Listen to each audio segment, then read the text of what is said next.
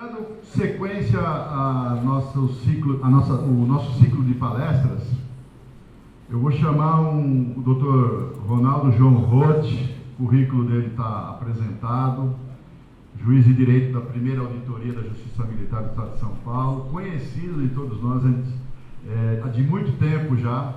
Quando eu vi o Dr. Roth entrando, eu lembrei, conheço o Dr. Roth há muitos anos, não vou nem falar quanto tempo aqui, porque fica chato, mas nós cruzamos espadas para o Coronel Fernandes, que é comandante do CAES, o então Capitão Roth. Nós cruzamos espada no casamento do segundo tenente Fernandes, bons tempos. Nós trabalhamos juntos na área no Estado-Maior, e é um grande prazer tê-lo conosco hoje. Tenho certeza que vai ser uma palestra muito proveitosa.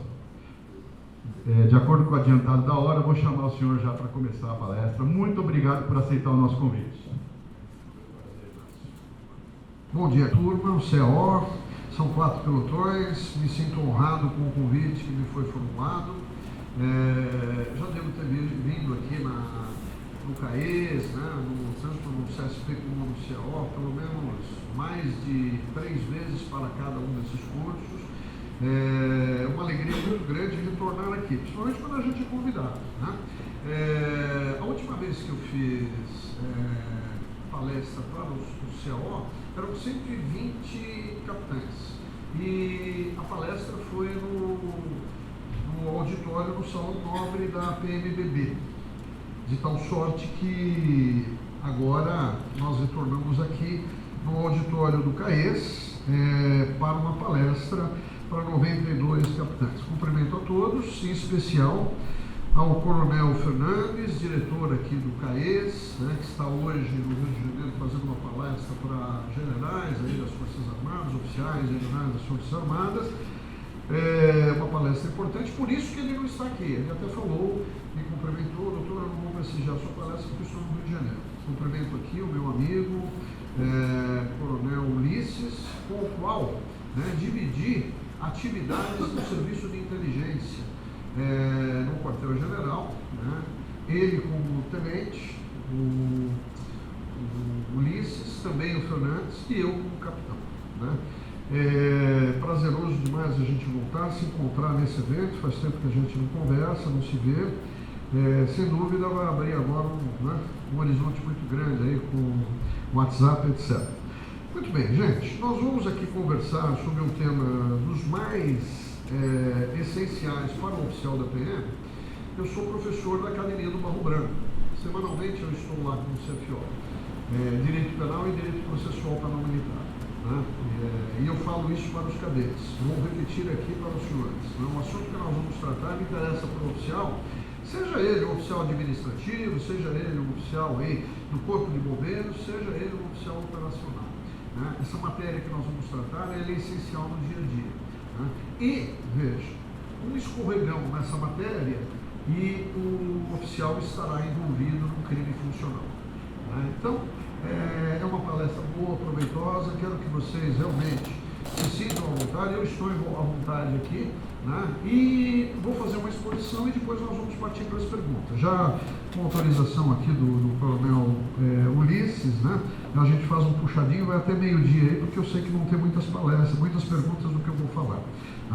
No último contato que eu tive, na última palestra, tinha um capitão que eu havia condenado dias antes. Ele estava dentro dos oficiais do CO. E eu, como bom patrulheiro, que fui e ainda sou, porque servi no Tático Móvel, servi na Rota, sou juiz da primeira auditoria militar, que é conhecida no Brasil todo, em especial pela Polícia Militar de São Paulo, não só por praças, mas também por oficiais. Eu estava fazendo uma palestra, tinha um capitão que eu tinha acabado de condenar, ele estava constrangido, porque uma palestra foi de crime organizado, sobre crime organizado, onde tinha escrito, tal, etc, etc. Bom, uma boa, ele não fez pergunta para mim, eu até entendo por que ele não fez pergunta. Numa boa, até porque no Brasil, veja, existe o princípio da presunção de inocência. Né? Então, o fato de alguém estar condenado na primeira instância não significa que ele não vai reverter isso no segundo grau, no terceiro grau, no quarto grau. Né? Também não poderia aqui deixar de dar um destaque aqui, em especial. Eu mandei um material de apoio para os senhores ontem, através do capitão Casado, e estou certo, viu, Ulisses, conhecendo o CO, que os oficiais já, todos os capitães alunos, já leram o material que eu enviei, né, o Casado. Eu ainda fiz a advertência, passo para todos, peço para todos lerem o material que eu enviei. Né? Porque tudo que eu vou falar eu já mandei por escrito ontem. Né? Eu mandei artigos, uns 8, 10 artigos, mandei acordos, mandei decisões, mandei documentos que têm pertinência ao que eu vou dizer hoje. Então, eu fico muito à vontade, porque esse tipo de palestra, o ano passado eu ministrei 15 no estado de São Paulo e 2 fora deles, uma no Rio Grande do Sul e outra no Piauí. No ano retrasado eu fui para Roraima, com outras 10 palestras, e este ano também não vai ficar por menos. Mas eu queria aqui para os senhores, inicialmente, né, é um aquecimento. Eu estou trazendo exemplares dessa revista Direito Militar, entreguei uma já para o Coronel Ulisses e trouxe aqui 10 exemplares para sortear aqui para a classe. Né? Esta revista ela é importante por quê? Porque os senhores podem assinar online, tá certo? E é o direito militar discutido no Brasil por advogados, juízes, promotores, ministros, juízes, etc. Eu tenho 72 artigos só nesta revista. Né? O próximo artigo que eu vou publicar, até porque já é certo isso, o tema é o seguinte, é um tema instigante, desafiador, porque quando eu escrevo, aqui, beabá, eu estou descrevendo para os ministros lá do STF lerem meus artigos, etc. Porque o grande problema é na confusão que é feita na aplicação da lei. Né? O motivo particular não desnatura o crime militar. Isso é de suma importância para quem opera o direito no âmbito militar. Né? Fica aqui o convite, então, para todos. Os senhores terão acesso a esse artigo. Dentro dos agradecimentos, não poderia aqui deixar de dar um destaque, né, ao nosso jornalista, Elias, que fez o documentário da Rota há 4 anos atrás, isso foi para o cinema. Fez um documentário do GAT há 15 dias atrás, ele levou para o cinema. Ele está aqui gravando a minha palestra, né, e vai fazer um documentário também desse evento. Tá? Então, obrigado aí pelo Elias, que é uma pessoa renomada, que transita com aplausos aí na Polícia Militar. E por último, e vocês vão me perdoar, né, eu também preciso fazer aqui um agradecimento ao capitão Casado, porque o Casado é o responsável por eu estar aqui. Né? A responsabilidade da minha presença aqui é do Casado. Mas, gente, vamos entender isso. Hoje o capitão é correcional, hoje ele está na SJD, hoje ele cuida das questões de polícia judiciária militar. Né? Diretamente, houve um salto de qualidade. O Comando Geral fez essa mudança estrutural. Né? O que eu vou falar aqui é para aproveitar, é para aplicar, e eu defendo posições que muita gente não defende. Não defende porque não tem coragem, não defende porque não concorda, não defende porque não quer dar a sua opinião. Né? Mas, de toda forma, vamos aí, o espírito, a nossa ideia é dar um destaque na apuração dos crimes militares. Né? E aí, vamos falar dos homicídios também.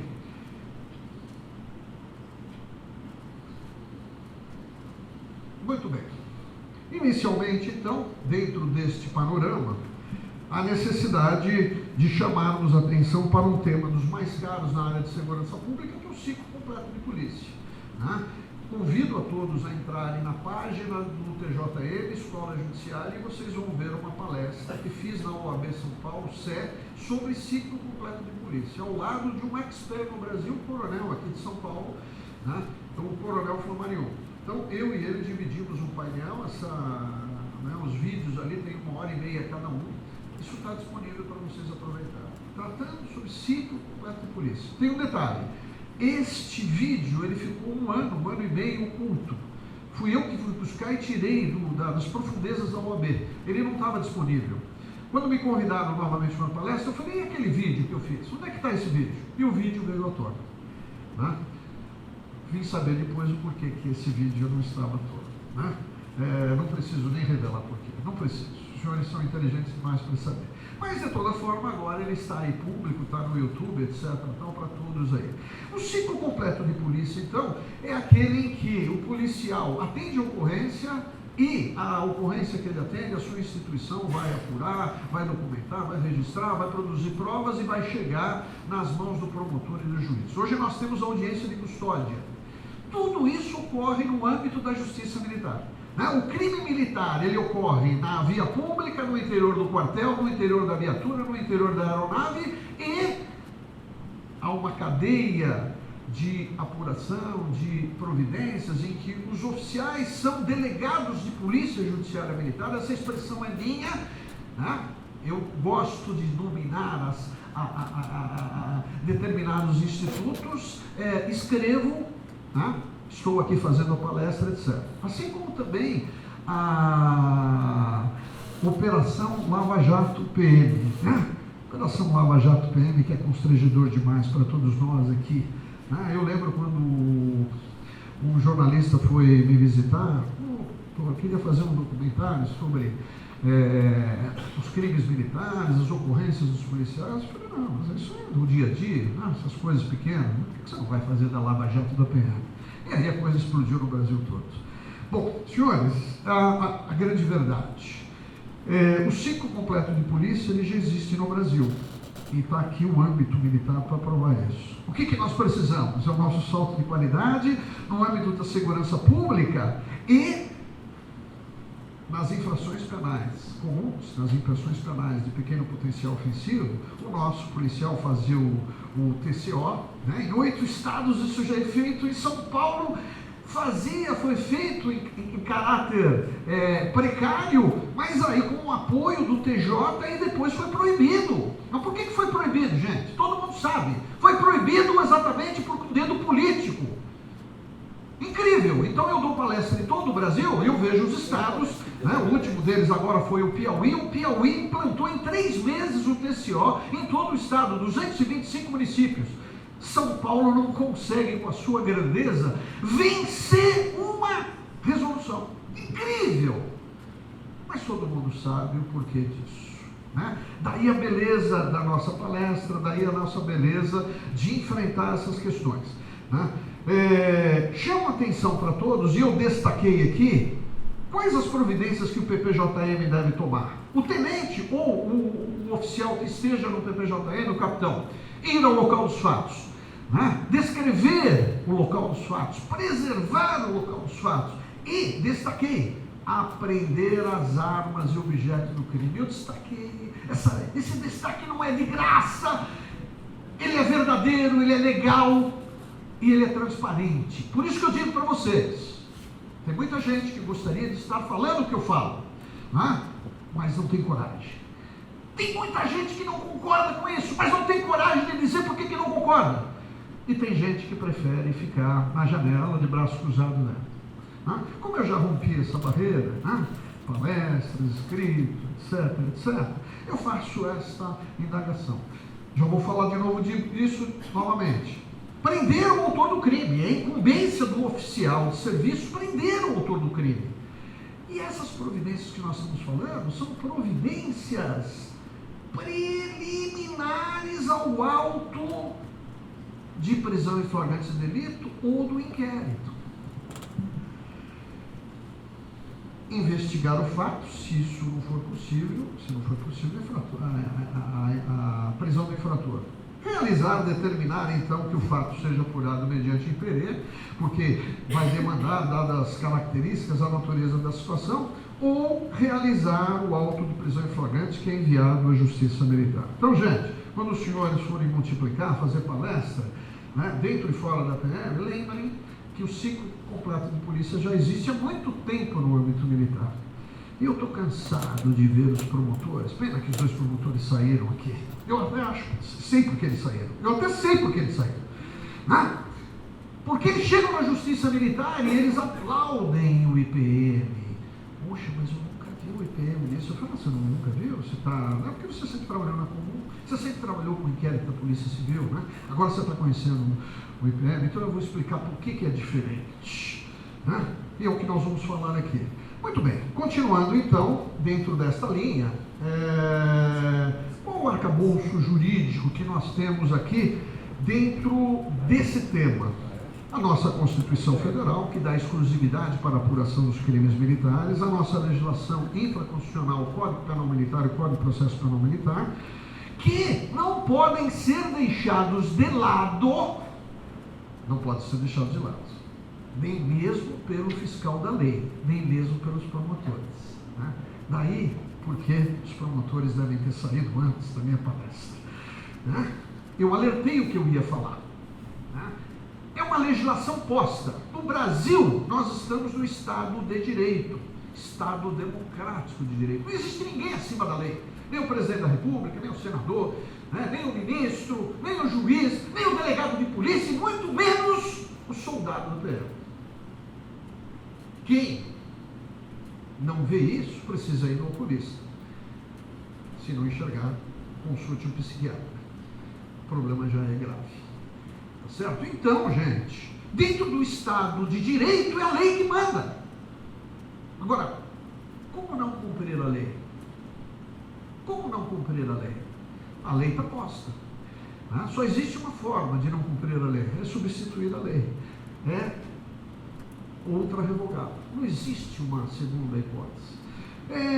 Bom, e aí nós temos aí a investigação dos crimes militares, a prisão em flagrante, a Lei 9299 de 96, que está em vigor ainda, e fez uma alteração profunda no CPM, agora substituída pela Lei 13.491/17, mas mantém esta norma aqui do artigo 82, parágrafo 2º do CPPM, que os senhores devem anotar, conhecer e levar no bolso, principalmente quando tiverem com o delegado de polícia numa ocorrência. Lei 13.491/17, essa é a mais debatida no Brasil, ampliou o rol de crimes militares, criando essa categoria aqui, crimes militares por extensão. Esta categoria fui eu que adotei. Fiz questão de sermos os primeiros a escrever, fundamentando isso, dizendo por que isso. Hoje, São Paulo já foi adotada pela nossa corregedoria, já foi contemplada por juristas no Brasil, né? Inclusive aplaudida, como diz Jorge César de Assis. Muito bem, gente, vamos caminhando. Nós temos um sistema de polícia judiciária militar. Fácil assim. E nós precisamos prestigiar e usufruir desse sistema tudo que ele nos dá. Daí então, né, os oficiais da PM serem delegados de polícia judiciária militar. Além do delegado de polícia civil ou federal, o nosso oficial da PM também é delegado de polícia militar, judiciária militar. E tem muitas atribuições, maiores até do que o delegado federal e o do delegado civil. Não deixem esse título passar, fugir das mãos. Assim como não deixem também o título de ser juiz militar fugir das mãos. Eu, como retornei à Academia do Barro Branco faz aí uns 5 anos, né, na primeira reunião pedagógica, eu vi uma lacuna injustificada.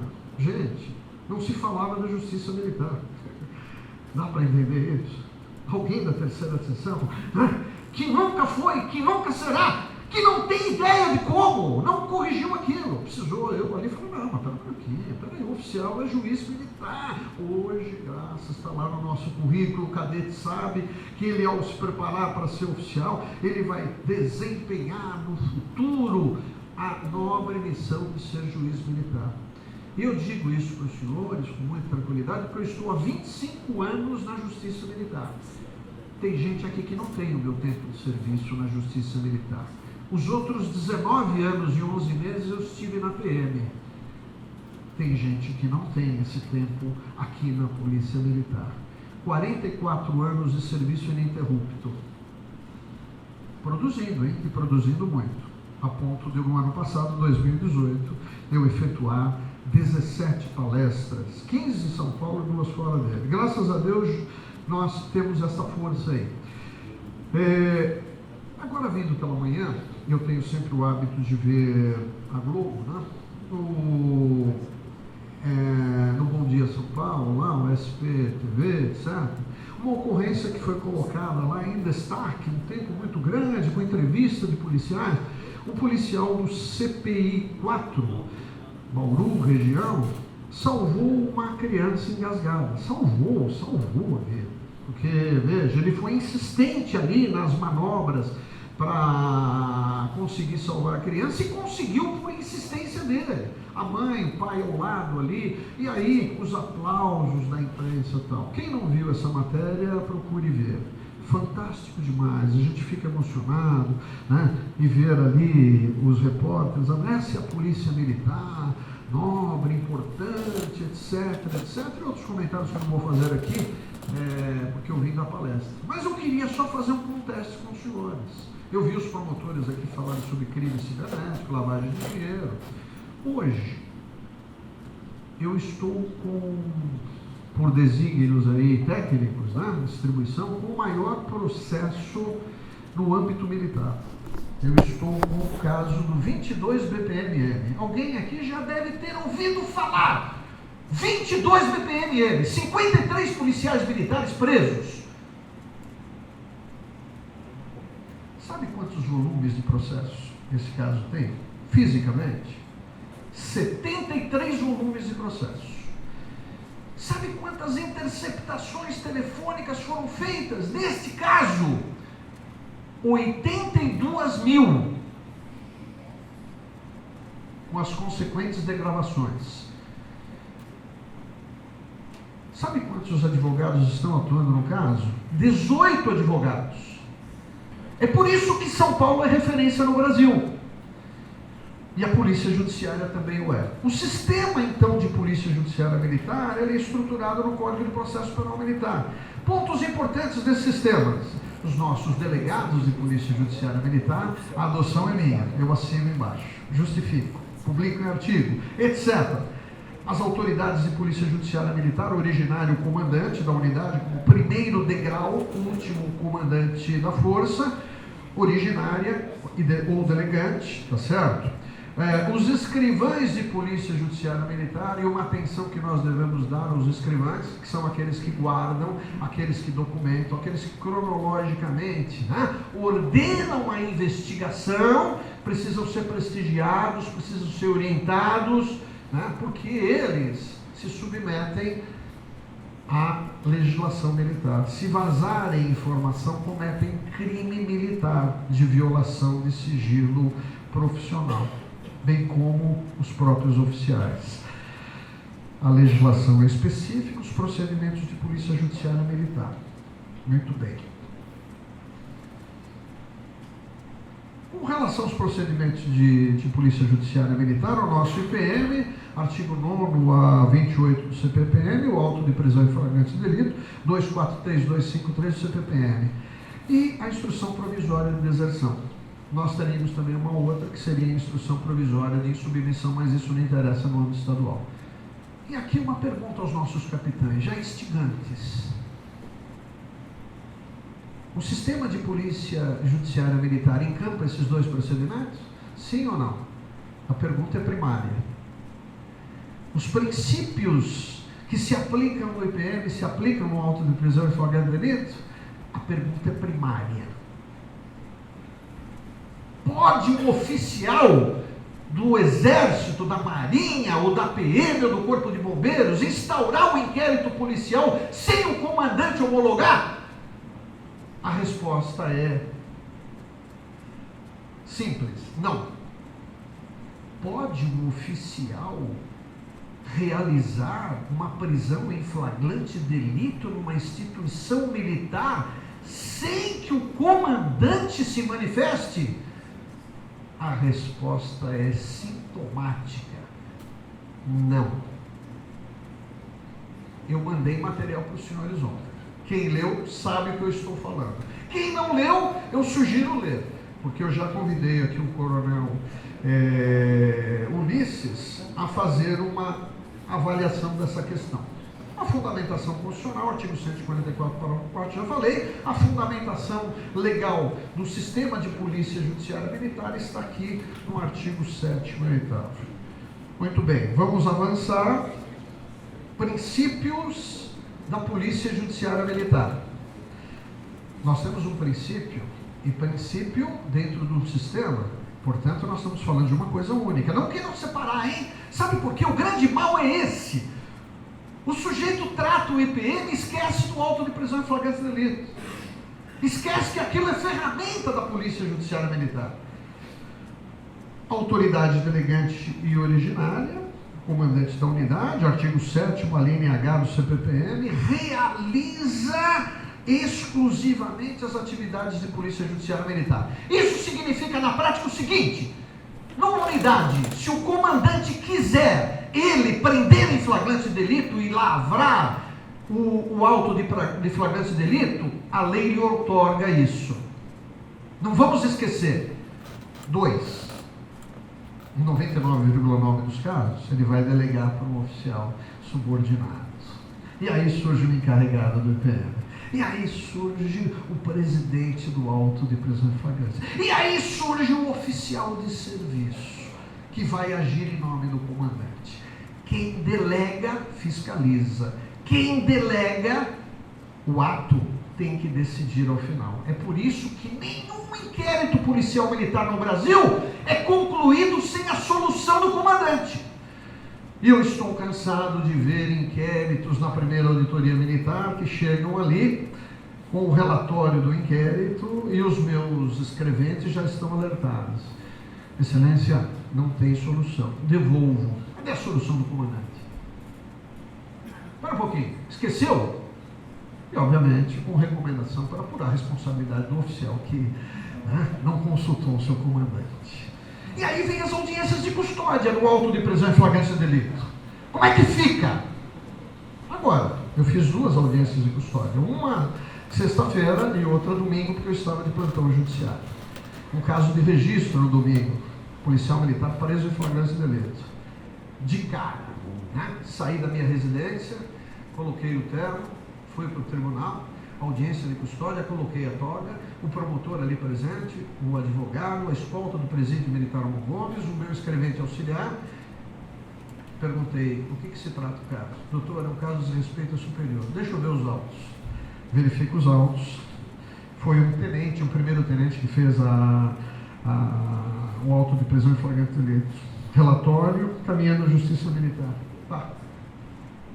O oficial, o tenente, ou o capitão, ou o major, pode fazer o auto de prisão em flagrante delito? Tem autonomia para prender? A resposta é sim. Essa prisão é válida? A resposta é não. Sabe por quê? Porque o comandante não se manifestou. 50% daquela prisão poderia não existir se o comandante analisando aquilo. Não, isso não é o caso de prisão. Vamos instaurar o EPM aqui. Não está aqui caracterizado nenhuma das hipóteses de flagrante delito. O comandante tem que relaxar a prisão. É por isso que ele é comandante. Só que na polícia militar, e aí se fala em direitos humanos, vamos lá os direitos humanos. Então, eu chamo a questão, eu trago lá os direitos humanos tão caros, para todos nós. Vamos aplicar no dia a dia. Sabe por quê? Porque quem não respeita os direitos humanos amanhã pode sofrer a amargura de ter uma violência contra si, porque os direitos humanos não foram respeitados. Então, analisando isso, eu relaxei a prisão do policial militar, como faço constantemente na primeira auditoria militar. É um procedimento próprio meu. Já tenho mais de 50 relaxamentos de prisão. Não tem homologação, relaxo. Tá, fica aqui o recado. Mas, mandei artigos sobre isso. Mandei fonte doutrinária. Fiz um mestrado agora, uns 2, 3 anos atrás, em direitos humanos. Minha dissertação, a homologação do comandante no auto de prisão em flagrante delito. A banca examinadora, com exímios constitucionalistas, processualistas, me deram a nota máxima na exposição da monografia. Com certeza, a tese é perfeita. Só não vê quem não quer. Só não aproveita quem não quer. E se você não enxerga, a recomendação, consulte um oculista. Agora, se você enxerga e não quer cumprir, fica a recomendação para consultar um psiquiatra, né? Porque o caso já é indiciariamente grave. Bom, vamos caminhar dentro dessa... Voltando aqui. A autoridade delegante realiza exclusivamente, delega, homologa e fiscaliza. Essa expressão final, ela é fundamental. Princípios da autoridade delegada: recebe a delegação, o capitão, o tenente, o major, investiga, decide sob apreciação da autoridade originária, profere a decisão final, dentre elas a homologação da prisão ou o relaxamento da prisão. Essa é a atribuição do comandante. Senhores, são capitães, estão fazendo um curso para ser oficiais superiores, vão fazer outro curso que é o CSP para serem coronéis. Não deixem de exercer aquilo que a lei lhes outorga, porque isso é uma omissão. E como fui eu que descobri isto no Brasil? O primeiro artigo meu é de 1998. Essa data deve representar alguma coisa para o senhor? 1998. O que acontece? A nossa polícia de São Paulo aqui, Coronel Ulisses, começou a praticar exatamente aquilo que eu havia descoberto. Os comandantes homologavam a prisão e vinha bonitinha a manifestação do comandante lá no auto de prisão, assim como ocorre no IPM. Só que passado alguns meses, houve uma reunião na corregedoria, o coronel Tasso era o corregedor, e eu fui fazer uma exposição aos comandantes. E os comandantes ficaram ali efusivamente inconformados por terem que ser acionados à noite, de madrugada, para examinar a prisão. Aquela insatisfação demonstrada, mas que não podia superar a lei, se transformou num movimento paralelo que conseguiu, contra a lei, chegar nesse estado de coisas. Foi isso que aconteceu. Porque a lei obriga, determina, é claro, o sistema está posto.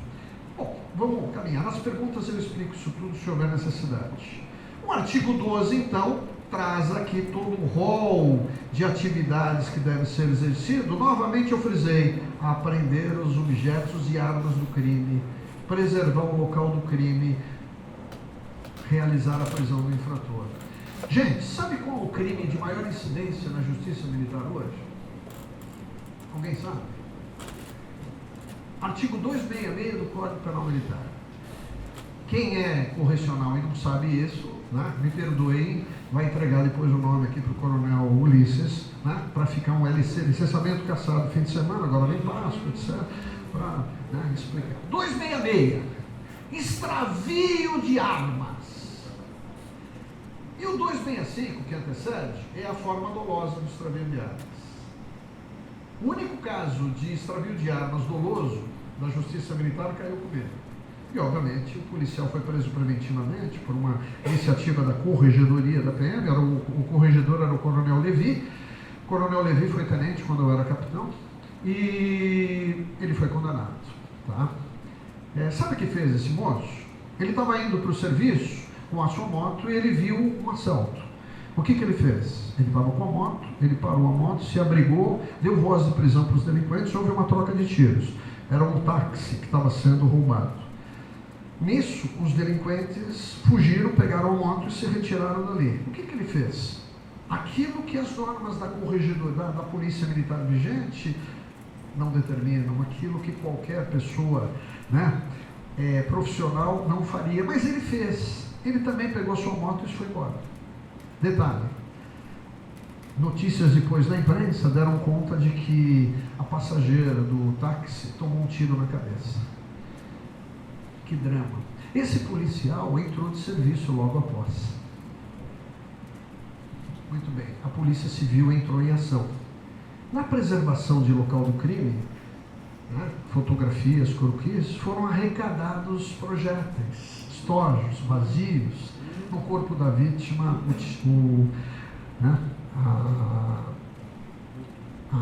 o projétil fatal. A Polícia Civil descobriu que os lotes dos projéteis eram da Polícia Militar. O caso passou para a Corregedoria da PM. Em pouco tempo se soube que aquela munição fora distribuída para aquela unidade onde aconteceu os fatos. Territorial. Em pouco tempo a nossa Corregedoria brilhante, preciosa, necessária e até às vezes amarga Corregedoria, chegou em 3 suspeitos. Apreensão de arma, balística positiva para o tal. Sabe o que fez o moço? Fez um documento para dizer que os projéteis dele tinham sido extraviados. Um mês antes, caiu a casa. Foi para a primeira auditoria. Os casos mais graves aqui em São Paulo vão para a primeira auditoria. Gente, não vão pensar mal, hein? É o computador que manda, distribui a primeira auditoria. Os casos mais graves, aquele que ninguém quer pegar, aquele que dá dor de barriga, aquele que você não dorme, esse vai para a primeira auditoria. Envolve soldados, cabos, sargentos, capitães, majores, coronéis da Polícia Militar. Muito bem, vamos caminhando. O que faz a investigação? Qual é o objetivo? Comprovação da materialidade e da autoria. Não adianta nada eu comprovar a materialidade no incêndio, no homicídio, se eu não chego na autoria. Que mérito tem, então, a sua investigação, o seu IPM? É fácil assim. Então, se os senhores tiverem o IPM nas mãos, ou o seu subordinado tiver o IPM nas mãos, o controle de qualidade é feito aqui.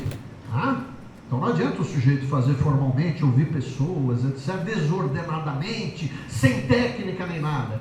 Isso não pode ser admitido.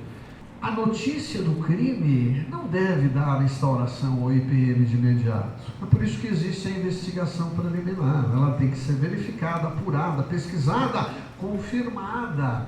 E aí sim, ela vai dar causa ao IPM.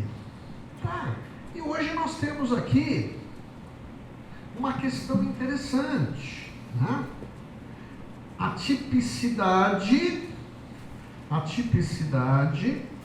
dos crimes diante da Lei 13.491/17. Então, nos artigos que eu passei para os senhores, que os senhores já leram ou vão ler, agora no feriadão,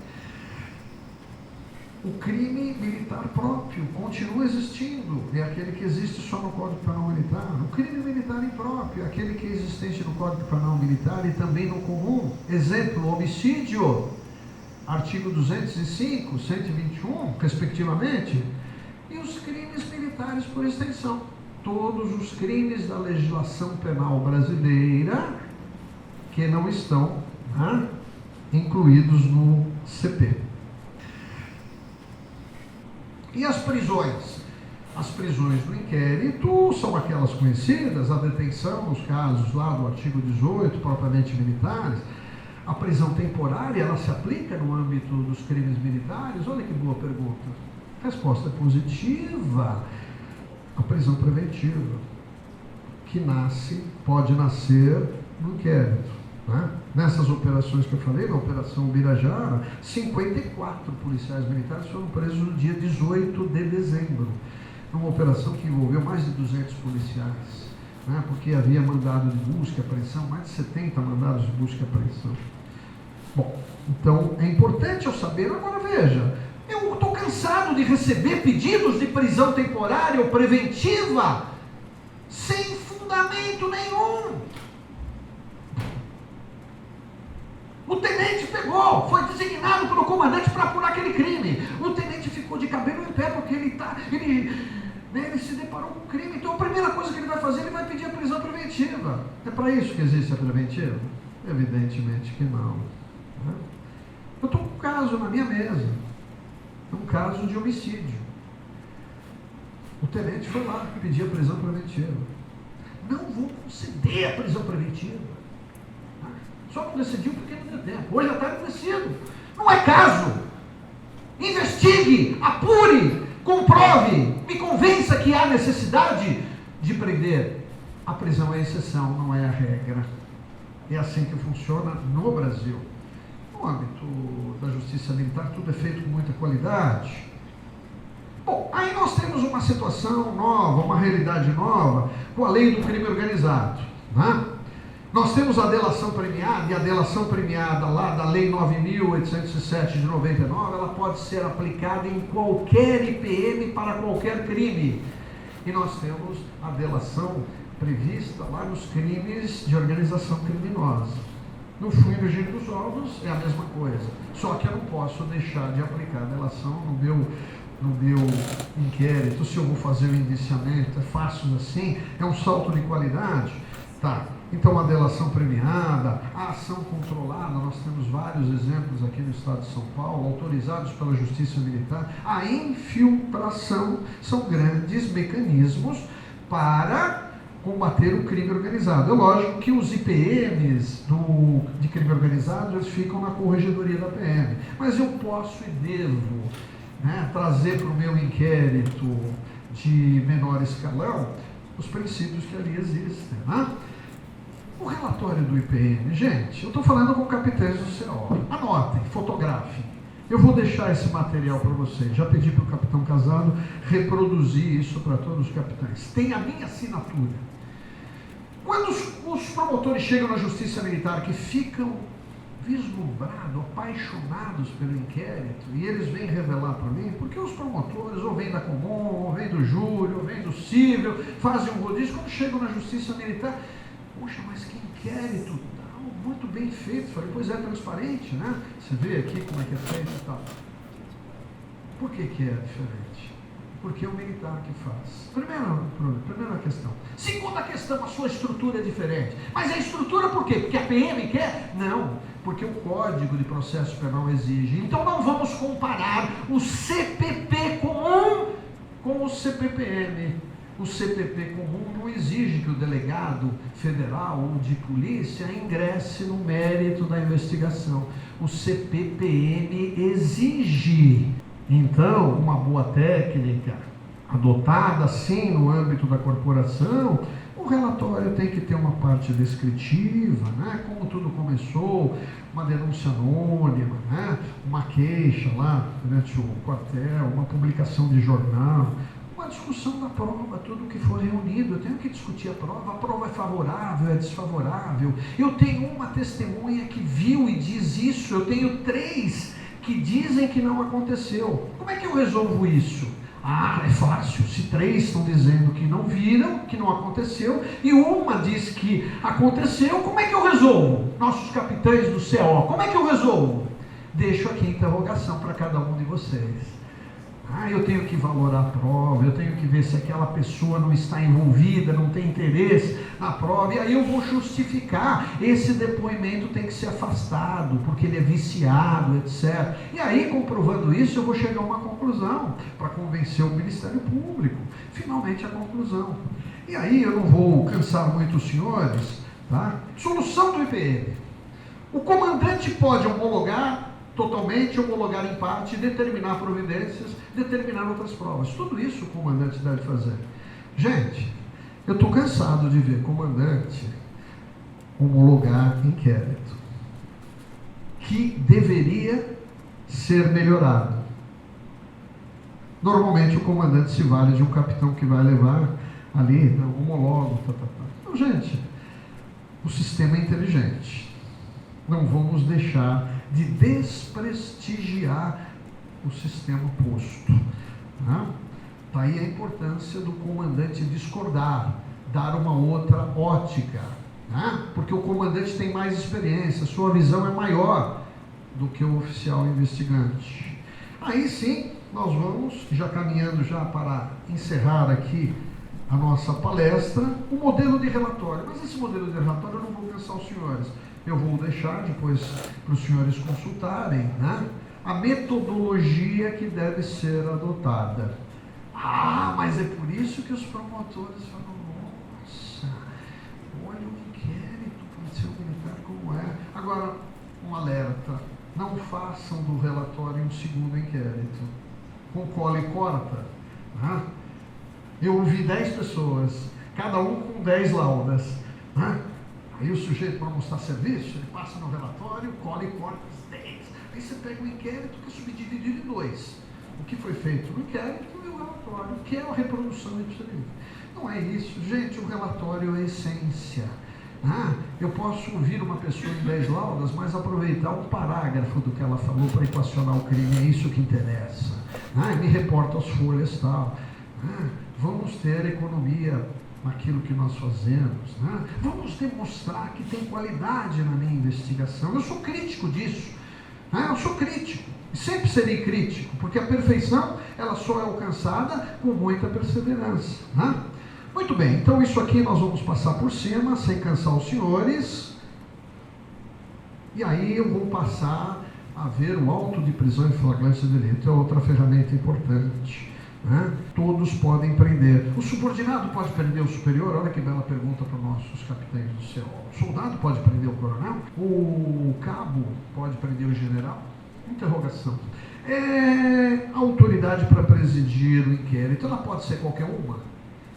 Vamos lá, nossos capitães do CO. Pode ser qualquer uma? O artigo 245 dá uma ordem de precedência. Tem gente que vê e não interpreta. Tem gente que olha e não vê. Se o fato ocorrer durante o expediente, o comandante deve conhecer daquela ocorrência e determinar providência. Sabe por quê? Pode ser que ele queira presidir o auto de prisão em flagrância de delito. Não subtraiam o poder do comandante. E não esqueçam, se o comandante delegou, ele tem que solucionar. A segunda hipótese é quando ocorre fora do expediente no fim de semana. E o oficial de serviço está falando em nome do comandante, delegadamente pela lei. Ele pode decidir a prisão, ele pode não decidir não prender, mas o comandante tem que falar. E não venha o senhor me falar que vai ser difícil, porque na era da internet, WhatsApp, celular, etc. Eu não tenho barreiras mais. Aliás, aqueles que não concordam comigo, que eu sei quais são, eles vêm lá no livro, eu discordo, porque a dificuldade é muito grande, eu tenho lá tantos quilômetros de distância. Acabou, morreu. É isso o seu argumento? Pobre assim? Caiu por terra. Dando aula na pós-graduação, como eu faço na EPB, Direito Militar, sábado, no último sábado. Mas e a distância se eu não tiver? Para com isso, para. O senhor veio falar que isso é uma dificuldade? Não é dificuldade. O senhor tem 24 horas! 24 horas para fazer o auto de prisão em flagrante de delito. Ainda que seja trabalhoso, o senhor fique 4, 6, 8 horas, lhe restam ainda 16 horas para o senhor submeter aquele auto de flagrante ao comandante. E aí é importante, hein, gente? Eu destaquei. O auto de prisão em flagrante tem relatório? Tem, igualzinho o IPM, igualzinho o IPM. Solução do comandante, ele pode homologar ou não. O comandante concorda com a prisão, ele homologa. O comandante não concorda, ele concede a liberdade provisória ou relaxa a prisão. Aí vem uma pergunta aos capitães do CO. Quem é que decide se vai haver inquérito policial ou flagrante de delito? É o tenente? Com poucos anos de polícia? 4, 5 anos? É o capitão? É o coronel? É o promotor ou é o juiz? Pergunta para o mestrado. Eu não preciso dizer a resposta, porque o senhor já tem a resposta.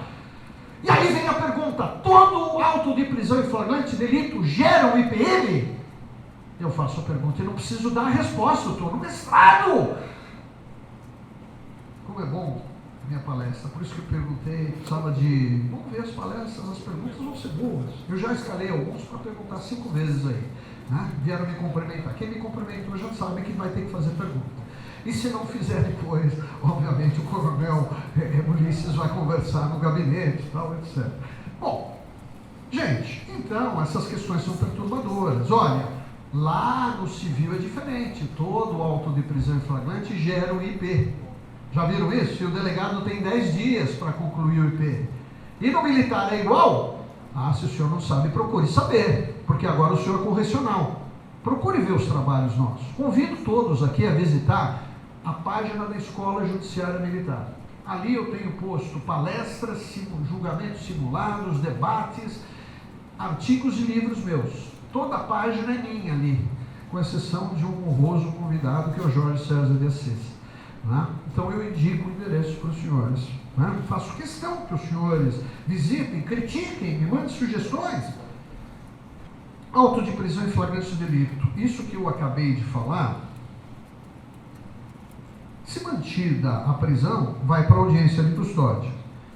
Pergunta para os capitães: é realizado no âmbito da Justiça Militar a audiência de custódia? Não preciso responder. 2. Se relaxar da prisão, artigo 247, parágrafo 2º. Aqui está o fundamento do comandante relaxar a prisão, para quem não tinha ainda sacado. Decisão judicial diante das duas posições do auto de prisão em flagrante delito. Ou ele infirma a solução do comandante, ou ele confirma a solução do comandante. Só vai ter esta decisão do juiz se eu tiver duas opiniões, porque se eu tiver uma só, não há sentido. Questões polêmicas. Vamos passar para questões polêmicas? Vamos, agora começa a esquentar. Eu podia começar por aqui, mas vocês vão me perdoar. Eu, como professor, já estou beirando 30 anos de docência, só no âmbito militar, mais de 20 anos. Em todos os cursos da Polícia Militar. Soldado, cabo, sargento, CAS, CFO, CAO, CSP. A gente acaba ficando seguro nessas coisas, tendo uma determinada técnica. Questões polêmicas, resolução da Secretaria de Segurança Pública, que tanto incomoda a todos, mas ninguém critica, né? O militar vai criticar, como é que ele vai criticar? Como é que o comandante do batalhão vai criticar? Como é que o CPI vai criticar? Como é que o comandante-geral vai criticar? Mas eu estou fazendo uma palestra dentro da Polícia Militar, assim como fiz 15 outras no ano passado, todas elas gravadas. Os senhores procurem no YouTube que está gravada. Essa tem uma história bonita. Essa primeira resolução aqui, ela proibiu os oficiais da PM investigar os crimes de homicídio. Você se lembra? Proibiu. Eu me lembro até o coronel que estava comigo no conselho, falou: doutor, o senhor viu aí a resolução? Não, eu não vi nada. O que trata-se tal? Está proibido. O que é isso? Me manda para o meu e-mail esse negócio aí. Que loucura isso aí. E no mesmo dia eu respondi para o coronel: isso é um absurdo, etc. Tal. Bom, precisou um soldado da PM contratando um advogado para questionar isso no TJM, e aí foi derrubada essa resolução. Olha só, hein? Olha só. E aquele coronel que estava no conselho que me falou. E o subcomandante dele? E o capitão? E o PPJM? Sabe aquela história de que eu olhei, mas ouvi o olho de vidro? Eu conheço essa história. Bom, depois ela foi reformulada para 45 e hoje é 40. Pode existir duas apurações de crime no Brasil? É sustentável juridicamente? Resposta: não.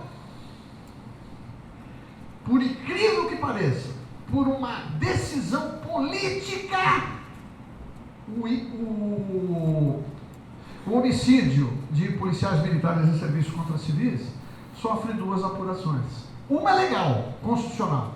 A outra é política. Foi baixada pela resolução. Quer dizer que a resolução, então, que dá a guarida para a Polícia Civil fazer a apuração é ponto final. E ninguém questiona isso. Fácil assim. Qualquer policial que estiver respondendo a 2 inquéritos, ele entra com habeas corpus. Um deles vai ser trancado. Com certeza. É fácil resolver isso. Mas o comandante do CPA, não consigo falar com ele. Não, resolve lá o envolvido. É fácil assim.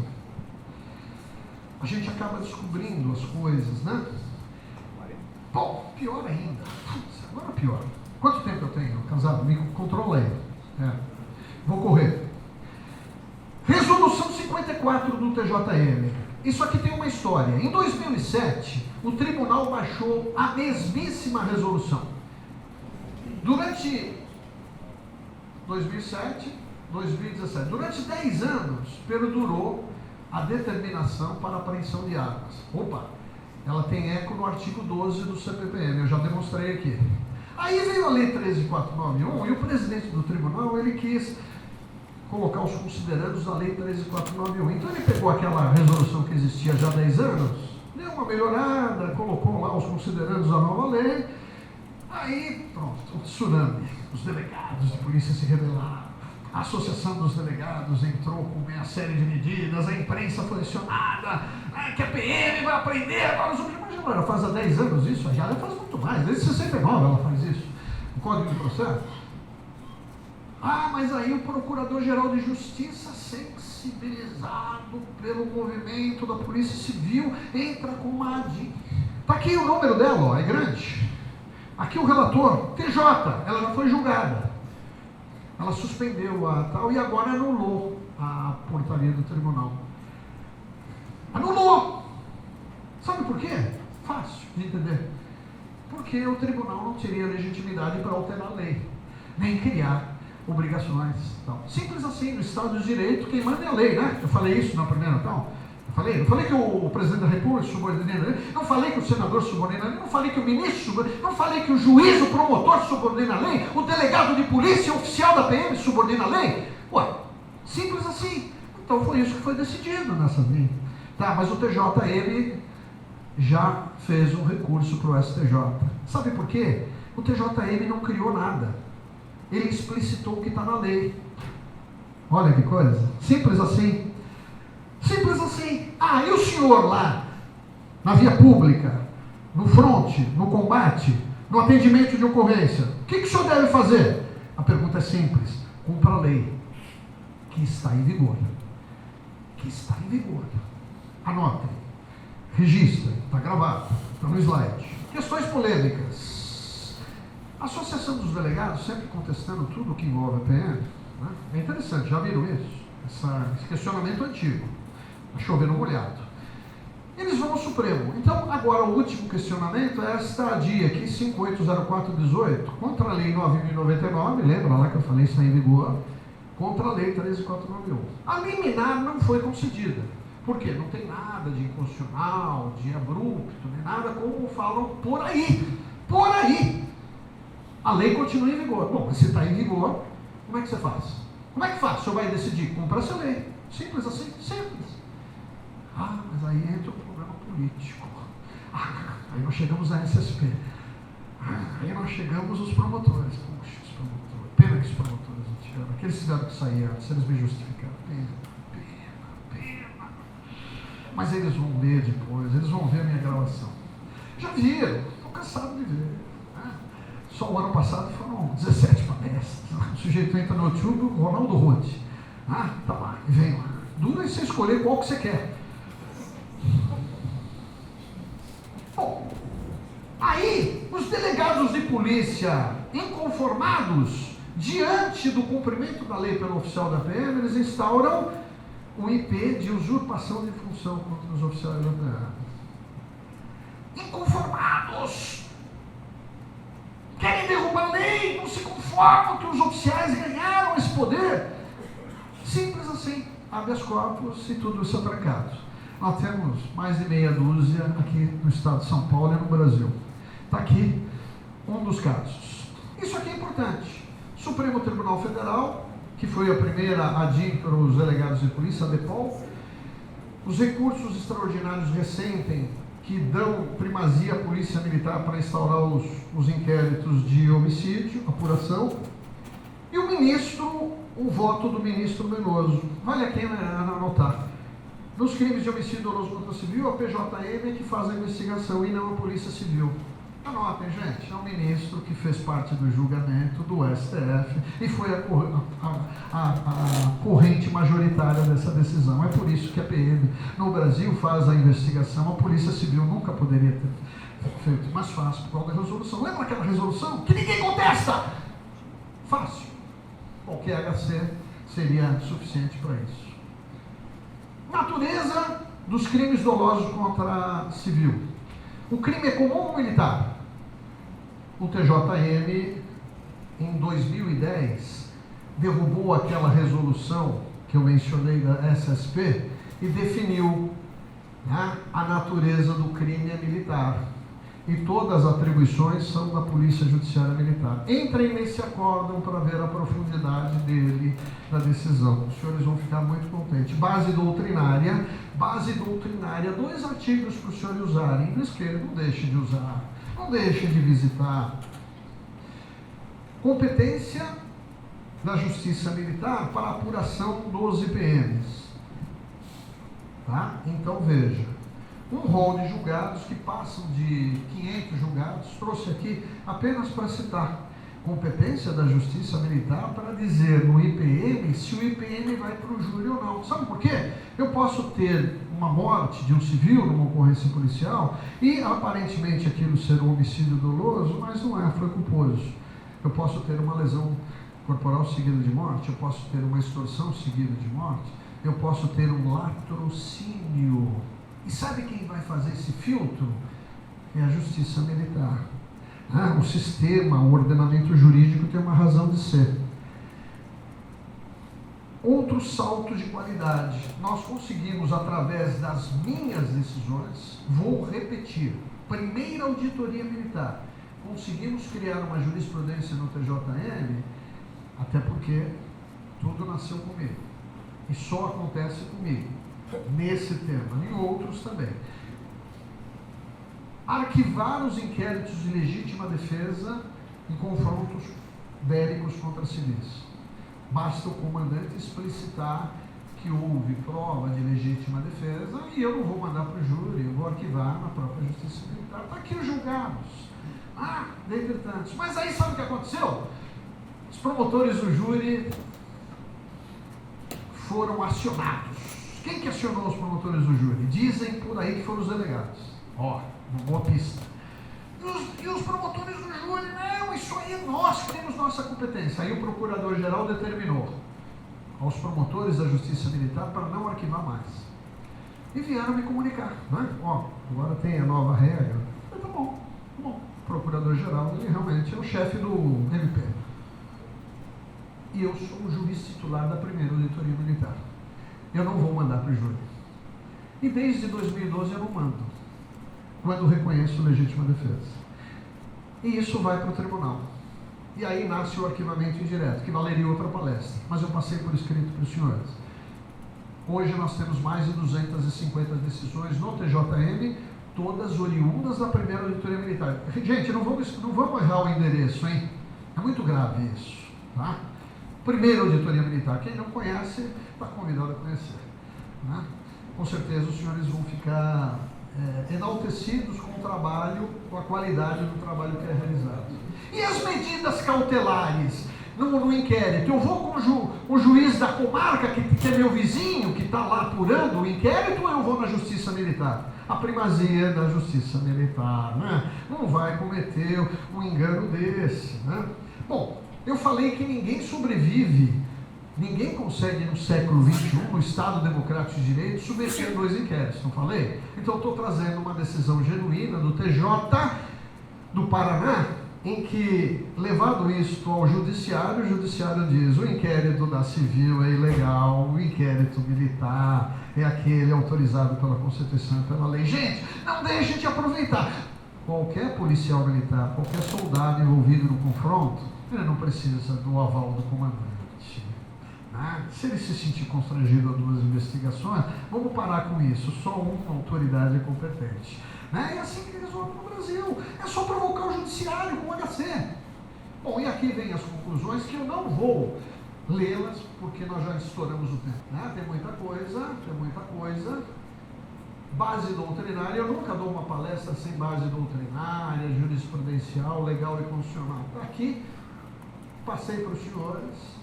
Não vamos deixar de conhecer, de consultar e até adquirir a maior obra do direito militar no Brasil. 56 autores, 1000 páginas, eu sou coordenador e autor. É a famosa obra do século, denominada por mim e conhecida por todos no Brasil, por esta denominação. Nome fantasia, se quiser. Meu segundo livro, Temas de Direito Militar, 2004. meu primeiro livro, Justiça Militar e o Juiz Militar. Eu acabei a especialização no direito e lancei esse livro.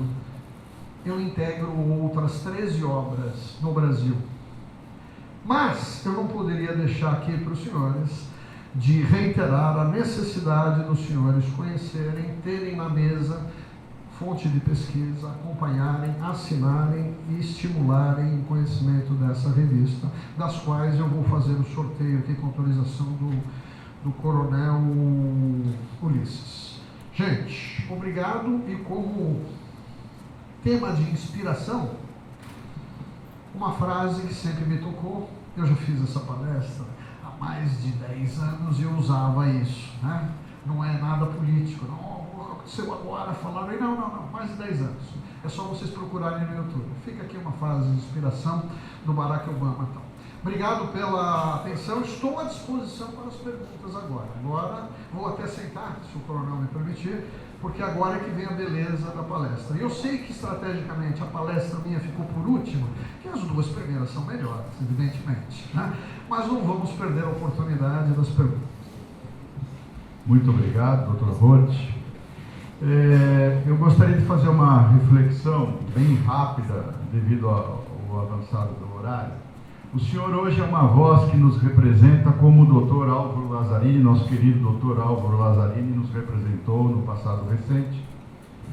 E o senhor hoje, sem dúvida, nos defende e nos representa. E eu gostaria de fazer uma reflexão rápida. O senhor sabe que eu trabalhei boa parte da minha carreira na área da informação criminal. E eu sempre tive uma frustração mais recente das interceptações telefônicas, geralmente são utilizadas, em regra, são utilizadas como meio de prova e nunca como uma ação preventiva. Então eu gostaria que o senhor levasse isso como uma reflexão, o senhor que nos defende. A gente aqui é um fórum que a gente tenta pensar um pouquinho fora do quadrado, da viabilidade disso ocorrer no futuro, a Polícia Militar poder receber informações para atuar de forma preventiva. E vou citar um exemplo, e até como pergunta para o senhor agora. Um capitão encarregado de um inquérito policial solicita uma escuta telefônica de determinado policial militar que, por exemplo, na sua hora de folga ou no itinerário de serviço, ele apoia traficantes. Ele fardado, na rodovia, pega carona, sabendo que no carro ou no caminhão tem droga. Quando aquele caminhão é parado, ele se identifica, sou policial militar, obrigado, tal, vai embora. Né? Isso a gente sabe que já ocorreu.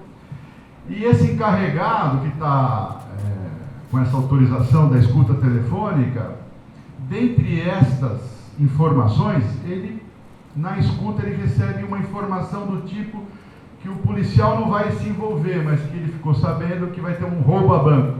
Não tem nada a ver com a Polícia Judiciária Militar. Como que esse encarregado que recebe essa informação pode proceder? Essa é a minha pergunta. Obrigado pela pergunta.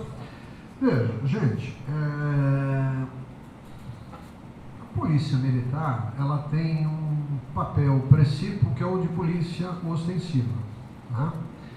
Mas isso não exclui a polícia repressiva. Lições primárias de Álvaro Lazzarini, aqui renomado jurista, o maior defensor da Polícia Militar no Brasil e do qual nós fomos alunos, né, honrosamente. E daí o ciclo operacional de polícia, né, a prevenção, a quebra da ordem e a repressão. Sabe o que mais me traz sobressaltos? Eu estou com o maior processo crime no âmbito militar. 73 volumes, eu já citei aqui. Já fizeram a conta? 200 laudas por tal, 14.600 laudas de leitura.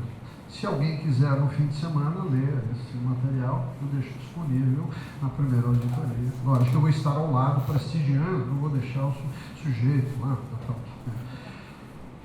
Eu ouvi 80 pessoas. Dessas 80 pessoas, pelo menos umas 30 são policiais militares. Sabe o que eu descobri? O policiamento preventivo na zona sul de São Paulo, ele trabalha totalmente dissociado da área de inteligência.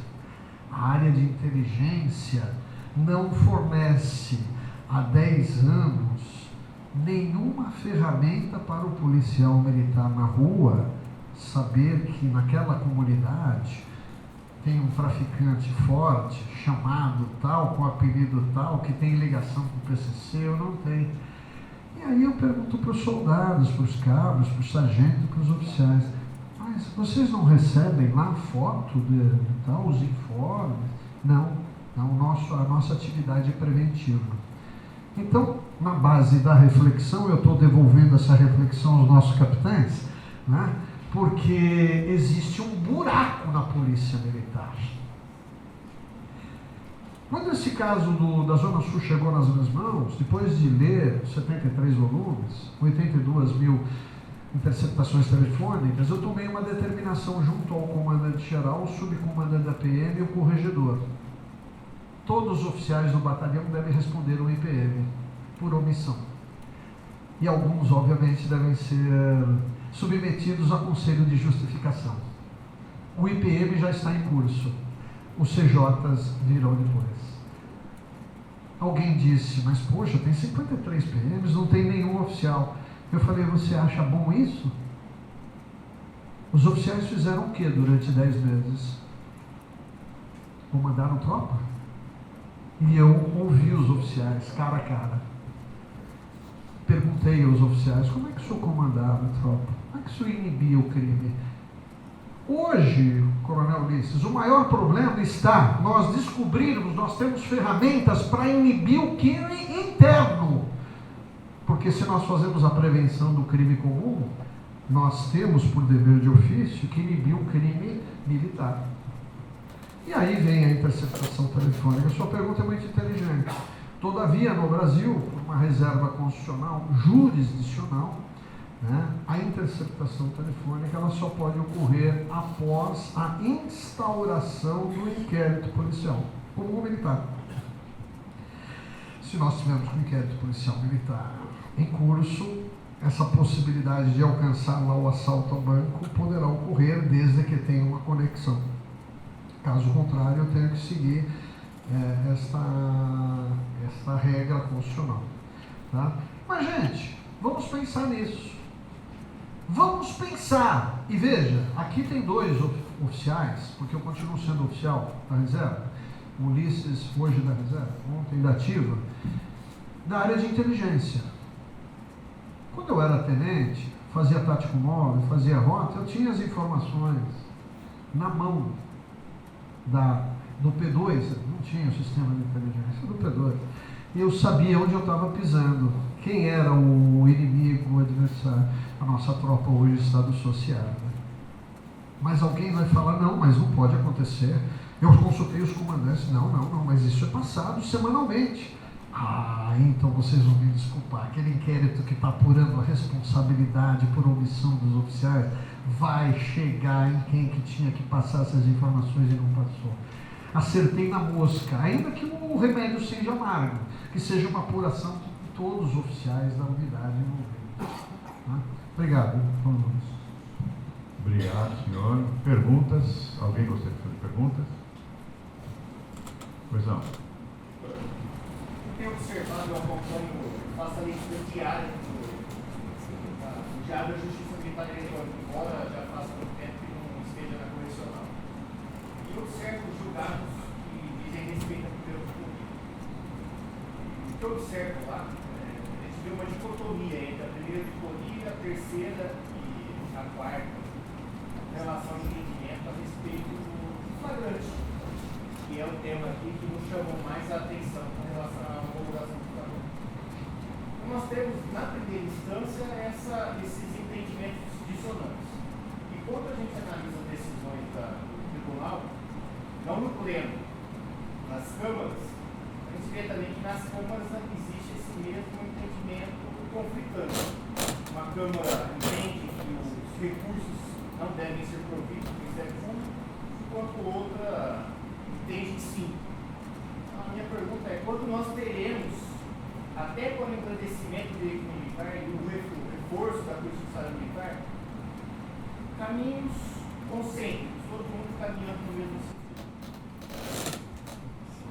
Fácil responder. O senhor é um bom observador.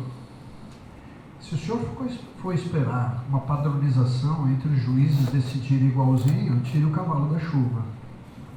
O senhor vai ficar muito tempo esperando. Segundo lugar, existe um princípio no Brasil: o juiz é independente. Ele decide segundo a Constituição e a lei. Realmente, esta distinção de procedimentos entre primeira auditoria militar, terceira e quarta é evidente, é notória. Basta ver nas audiências de custódia, basta ver nos julgamentos, basta ver na atuação do colegiado. Os oficiais que foram juízes militares na primeira auditoria militar e tiveram a oportunidade de ser na quarta e na terceira, sabem o que eu estou falando.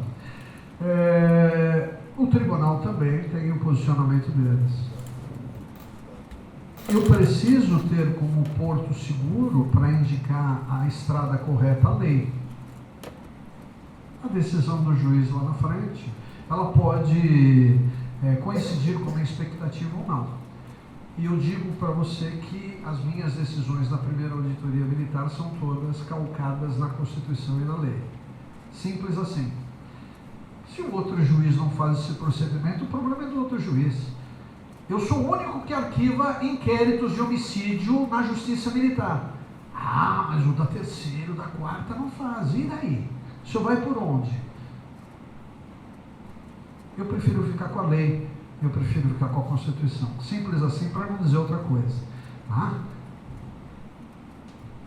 Agora, eu faço isso, eu decido, eu escrevo, eu dou palestra, tá? E meus trabalhos estão todos aí. Eu não conheço o lado de lá. Ou, se conheço, não me convenci até hoje. Vou mais longe. Com relação ao auto de prisão em flagrante delito, é coisa escandalosa. Porque eu posso enumerar aqui mais de 40 coronéis com quem eu conversei. E na conversa, doutor, a sua posição é corretíssima. Mas sabe o que acontece? A gente fica meio assim, porque o Tribunal de Justiça Militar, o que ele pode achar? Estamos no século XXI. Eu continuo com as minhas decisões, com a Constituição e com a lei. Não preciso de aval de outra instância. É por isso que nas minhas audiências de custódia, garantindo o direito constitucional e legal do policial militar, seja ele soldado, seja ele oficial, eu relaxo a prisão se o comandante se omitiu na solução. E na maioria das vezes não se omitiu porque ele quis, porque o delegado subtraiu essa manifestação. É simples assim. Né? Talvez fosse o ideal outras pessoas estarem na mesa aqui para um debate, tá? Cara a cara. Eu me proponho isso. Aliás, nunca hesitei em dizer não para os convites que me são feitos. Inclusive lá em Roraima, divisa com a Venezuela. Estou à disposição. Tá? A minha posição é explícita, transparente, está publicada e está na página da Escola Judiciária. É só o senhor pegar as minhas palestras, como a de hoje, e o senhor vai ver, a minha posição é sólida. Ela não é dúbia, ela não é política. E eu não quero agradar ninguém. Não preciso. Eu preciso sim cumprir a Constituição e a lei. Tá? Dura lex, sed lex. Obrigado, capitão, pela pergunta. Doutor, lembrando, nós temos um representante da Polícia Militar do Maranhão, né? Levanta o braço, por favor. Importante. Mais uma pergunta, por favor. Pois não?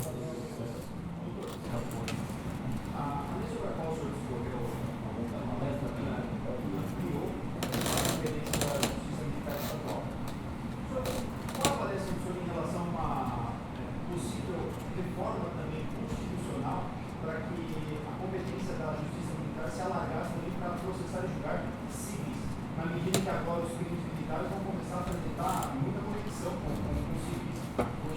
só a análise da justiça militar estadual. Muito boa pergunta. Eu não tenho otimismo em relação a isso. Porque existe uma tendência mundial do civil não ser submetido à justiça militar. De tal sorte, por exemplo, no âmbito federal, a nova lei que reestruturou a JMU, ela retirou do colegiado a competência para processar civis, deixando nas mãos do juiz de direito. E essa nova tendência segue as decisões do Supremo Tribunal Federal dentro desse campo de direitos humanos, dessa ótica e tal. Então eu entendo difícil essa mudança constitucional para chegar tanto. No que tange aos crimes dolosos contra a vida de civil, cuja alteração ela é constitucional, ela foi movida exatamente pelos partidos de esquerda. Né? A lei tem até o nome do seu autor, que foi fundador do Partido dos Trabalhadores, né? No sentido de levar para comum. Hoje, essa mesma pessoa, já falecida, né, em entrevista que deu para jornais, aí eu tenho guardado nas minhas anotações, lamentou o número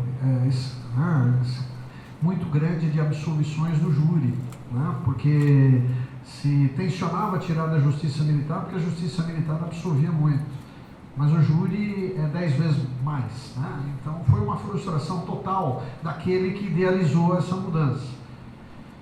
Também acho difícil a gente retornar ao status quo. É possível, principalmente diante da mudança do governo federal, da nova postura aí, a constituição geopolítica no Brasil. Né?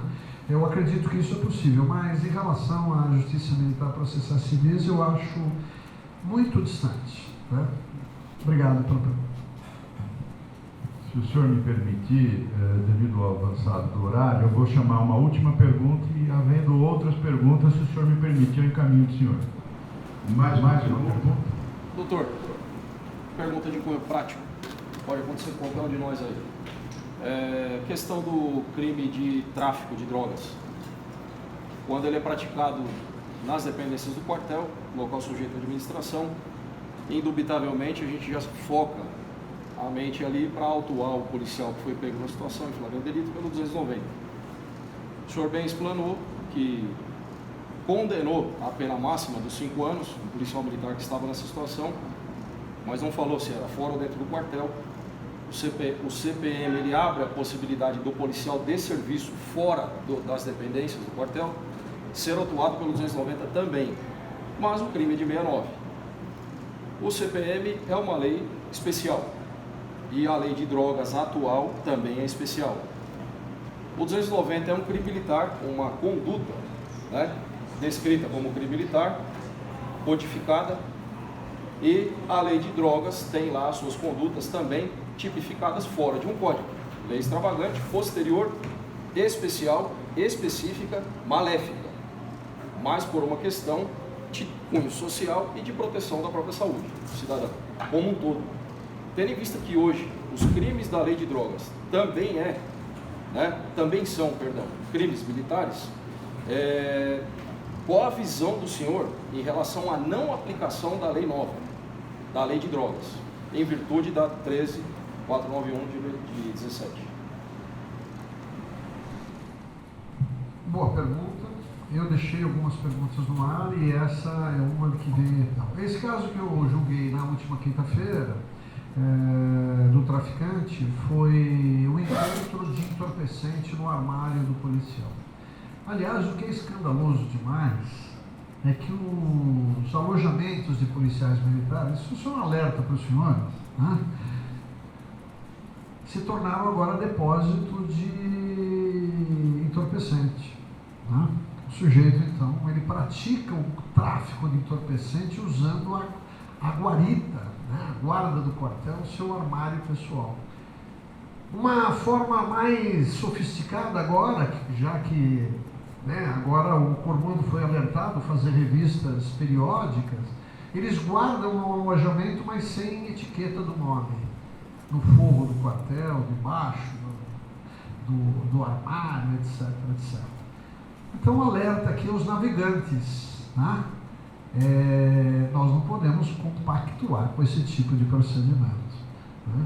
Policiais presos costumam alegar, não, mas isso é para P4. Então, quando aplicar o Código Penal Militar e a nova Lei de Drogas? O Código Penal Militar ainda tem o artigo 290. Se o delito for praticado sob administração militar, o crime será militar, vai vigorar o 290. Fora dele, a nova Lei de Drogas. Por isso essa disparidade. Né? Realmente há uma defasagem, né? A nossa lei ela veio ao ordenamento em 69, a nova Lei de Drogas é de 2006. Hoje nós temos a bancada da bala, nós temos vários oficiais, inclusive de São Paulo, parlamentares, né? Esse quadro pode mudar, né? Porque nós estamos cansados de ver leis que deixam a reboque, esquecem a área militar. Né? É realmente uma defasagem aí. Então, nesses artigos que eu passei para os senhores aí, por e-mail, tem 2 artigos. Nos 2 artigos eu abordo essa questão da questão de drogas, tá? Quando sim, quando não. Agora, não vamos sair com uma ideia errada daqui, hein? A minha exposição, entendo que foi clara. O material de apoio não deixa dúvida. A Justiça Militar, a Lei 13.491/17, estabelece que o crime militar é aquele praticado nas hipóteses do artigo 9º do CPM. Não vamos confundir crime militar com crime do militar, porque o militar pode praticar um crime eleitoral, pode praticar um crime comum e ele pode praticar um crime também militar. Os delegados de polícia estão inconformados com este ganho de competência da Justiça Militar, com este ganho de atribuições da Polícia Judiciária Militar. Agora, as ferramentas estão postas aí para a gente não perder terreno político nesta questão. O terreno político se demonstra ilegal, inconstitucional. Tanto é que o questionamento derruba essas medidas. Fácil assim de resolver. Obrigado pelas perguntas, estou à disposição, coronel. Então, vou fazer agora o sorteio das revistas. Eu separo.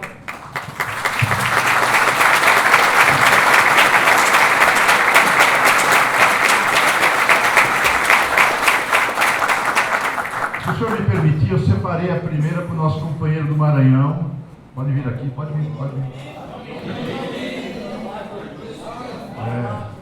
Vocês têm números no pelotão, né? Tá. Então ele vai ajudar a fazer o sorteio aqui.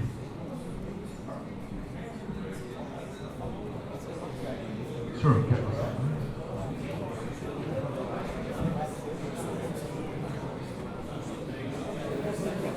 Vem cá do meu lado.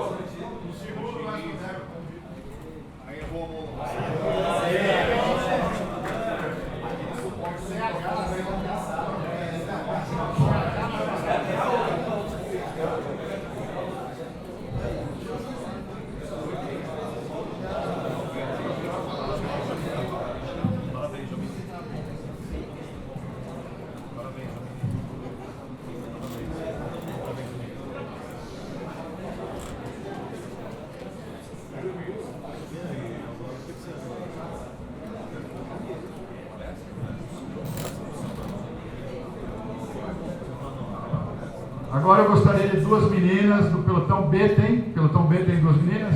Então vamos lá.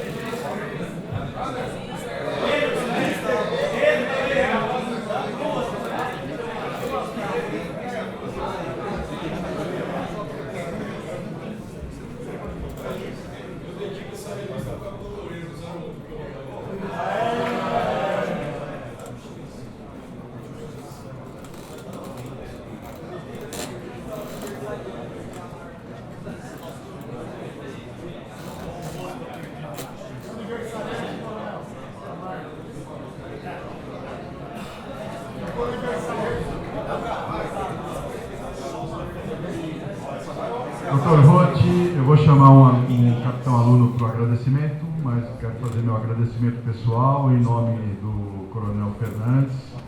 Fiquei muito satisfeito em reencontrá-lo depois de tantos anos. Foi muito honrado para mim. Muito obrigado por atender o nosso pedido. Legal. Eu vou pedir para o capitão Casado fazer um agradecimento formal do CAES. É você? Tá.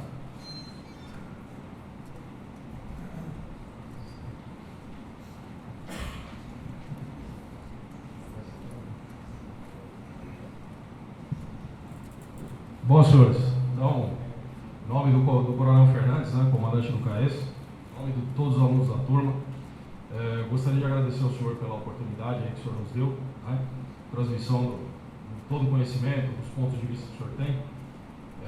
A carreira do senhor, a gente sabe que ela é uma carreira esplêndida, ela nos inspira, né, nos serve como norte.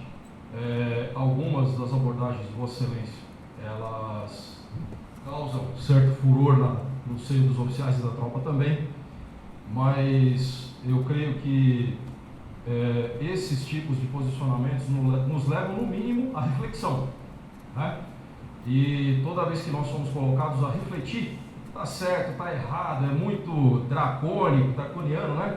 É muito frouxo, seja lá o que for, colocou a reflexão, já nos engrandece, né? Então eu gostaria de agradecer imensamente pela oportunidade de nos levar à reflexão. Tudo bem? Fica aqui o meu abraço, minha admiração ao senhor.